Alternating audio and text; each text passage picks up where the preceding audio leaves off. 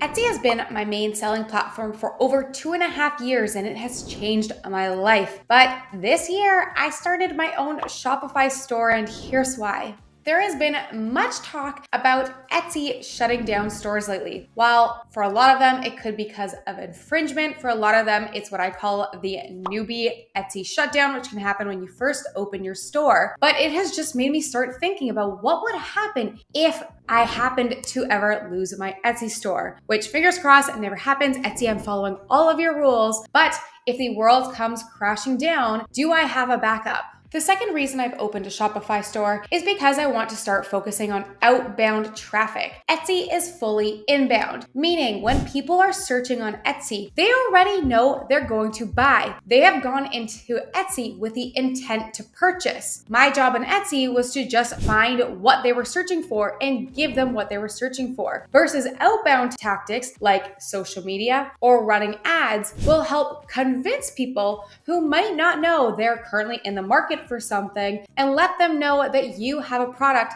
they might be interested in. Number 3, starting a Shopify store is going to be easier because at least now I have my niche and my designs already created. I just have to bring them into Shopify. Through Etsy, I've been able to study what niches work. But one thing you do have to keep in mind is while with Etsy, you can cover multiple niches. By moving into your own Shopify store where you're having to do outbound traffic tactics like running ads, it's best to have one niche in your store so that you can target your customer market through your ads and your social media. If you have yourself spread too thin on niches when it comes to having your own store, it's going to be a lot harder. So while you can do that on Etsy, you can't really do it on Shopify as well. So I've only moved over a few of my designs in my best-selling niche over to my Shopify store. And I also have a leg up just starting my Shopify store because I've been selling on Etsy. I have existing customer emails and existing customer reviews, which I'm going to utilize to kickstart this Shopify store. So I have a leg up off of someone who is just starting their Shopify store from zero without having had a successful Etsy store first. So have I left Etsy? Absolutely not. Thanks to Etsy, I'm able to have a leg up when it comes to Shopify. And with Etsy, I can keep my Etsy store going because with Etsy, my sales are pretty passive. I'm not focused on social media building or doing any ads. Everything is inbound with people who are already searching the Etsy marketplace. Versus my Shopify, now I can focus on different tactics. And now I am able to cover two sides of marketing, one through my Etsy store and one through my Shopify store. So really, I'm just expanding my business. But I really think that Etsy was the perfect place for me to get started on. Etsy helped me learn what niches work, what SEO was, what designs actually sold to people. So before I'm spending money driving traffic to those, I'm able to test on Etsy through this inbound free marketing, because if people aren't buying when they see your product through inbound marketing, which is when people have the most intent to buy, they're probably not going to buy it when they see an ad from you. So I started the store at the beginning of October. If you take a look here, I had 1,400 store sessions and a total of 3 orders. But a little secret, those 3 orders were all me.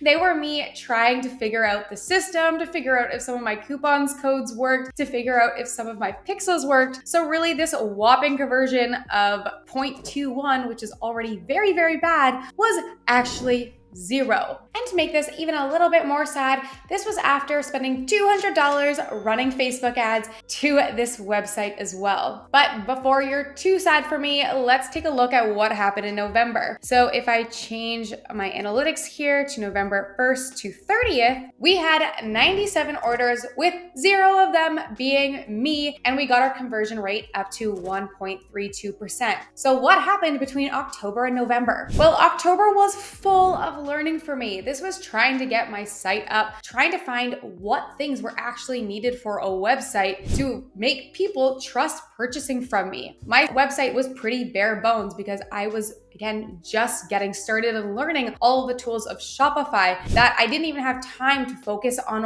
what might actually drive sales. So October was highly focused on just getting my store up. But then I started running these ads once I thought that this was ready to start making sales, and I still flatlined. But what I did is I changed my Facebook ads. I started running an A/B test. So I started first, when I started started running my ads, I was running all of them to a picture, which was going to Facebook and Instagram. But what I did was I created a new ad under Facebook, which was a carousel ad. A carousel has multiple of your products all in one. And I also had a coupon code in the description of this ad. And this ad versus the picture was just blowing it out of the water. So now that is the only ad I am currently running. Number 2, I switched from a click campaign to a conversion campaign. Before, I was focused on just driving people to my store with traffic because I didn't have my conversion pixel fully set up. But after I went through Facebook and I learned more about getting the right conversion pixel set up, I started what was called a conversion campaign aimed towards purchases. And this really changed the game because it started driving people who were more likely to purchase versus instead of showing my ad to just people who like to click on photos but never actually purchase. One of the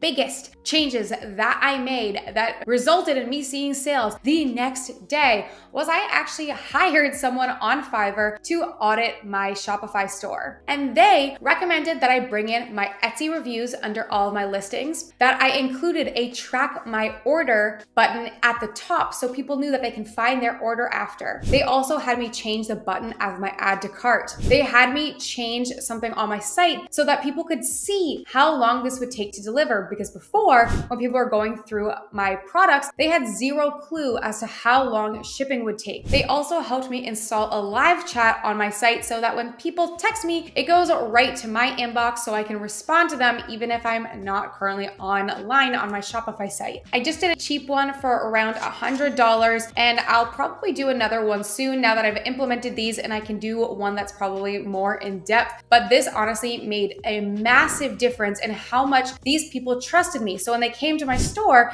they actually wanted to convert instead of just getting to the website and thinking, yeah, this is sketch, not buying from them. And all of these changes combined were the reason that I was able to get to 97 orders in November. So what was my actual profit in these 60 months? You can see here that I made $5,283, but that is far from the amount of profit that I made. So after paying my supplier, Printify, my total profit was $2,868. But this does not include any of my advertising fees or my Shopify fees. I spent $1,287 on my Facebook ads. Between October and November, I spent $127 on my Shopify plan, and that also included some of the apps that I needed to run my store. Though right now, if you do want to get started, you can have 3 months for $1. I had just created this Shopify account a few months ago, and then I never used it and lost my money because I just never touched it. But this was between those 2 months when I actually did start working on my store. And then I spent $100 on that Shopify audit. So my total profit was $1,455. The great news is I made profit. The bad news is I spent a whole lot of time. This took an insanely amount of time to get this started with the learning, but honestly, I'm okay with that. I see learning as an investment because now moving forward, I have all this knowledge. Even if you're starting Etsy, it's going to take a long time just to get started. So really, I expected that long, early period of trying to get things going. And while between 2 months, the profit isn't going to buy me that much. What it is going to do is it's going to buy me knowledge moving forward so that I can continue with this shop to grow it and scale it larger and larger, because I am definitely not done with it. If this is something interesting to you, let me know in the comments below, and I'll start a series where I go over everything I learned from setting up my shop to the different tools you need to the marketing, and tell you things that I learn along the way alongside my regular Etsy content.